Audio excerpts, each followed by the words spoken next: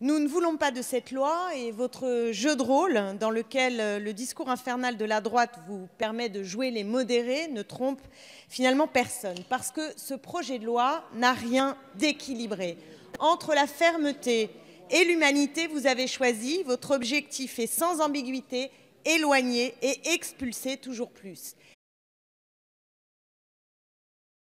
Il est vrai que sur la question des mineurs, nous avons vraiment l'intention de sensibiliser et de réveiller les consciences dans cette Assemblée. Alors par cet amendement, nous proposons justement d'interdire la possibilité que les mineurs non accompagnés puissent être placés en procédure accélérée dans le cadre de l'examen de leur demande d'asile, la procédure accélérée étant une dégradation nette, claire de la procédure normale. Employer ici le mot liberticide, c'est sans doute encore peu dire pour qualifier ces mesures d'éloignement qui contraignent les étrangers à regagner leur pays sans prise en compte de ce qui les attend à leur retour, à savoir misère économique, guerre, mutilation sexuelle, travail forcé. Et si cet article est voté, il faudra assumer que la France fera dès lors partie des États qui traquent les étrangers sur leur territoire et qui expulsera à tour de bras.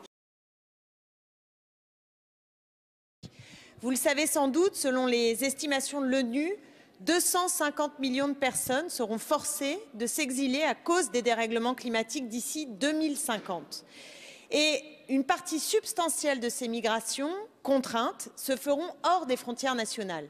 Cet élément fondamental n'est pas suffisamment pris en compte dans la réflexion sur la crise écologique et il mérite toute notre attention. L'enjeu humanitaire et géopolitique est absolument considérable et il est inévitable que ces événements conduisent le législateur à intégrer cette nouvelle donne dans les législations relatives au droit d'asile.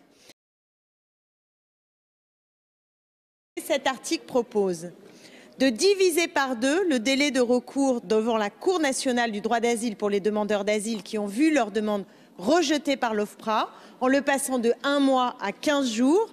Et vous considérez donc demandeur d'asile qui a subi les tortures et fuit son pays est un expert en droit administratif. Vous croyez vraiment que cela est sérieux?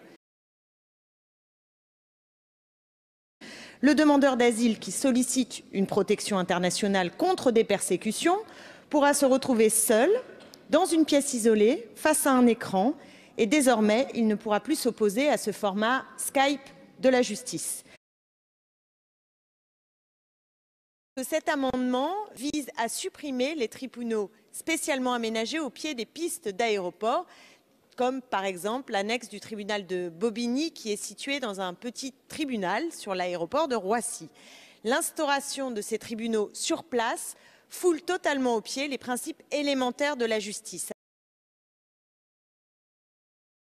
Monsieur le ministre, vous avez cité Jean Jaurès, ce qui m'apparaît comme un affront à la fois à sa mémoire et à ses combats. Alors permettez-moi de vous renvoyer ces mots de ce grand humaniste que vous auriez dû écouter, relire et qui aurait pu vous guider. Quel que soit l'être de chair et de sang qui vient à la vie, s'il a figure d'homme ou de femme, il porte en lui le droit humain. Merci.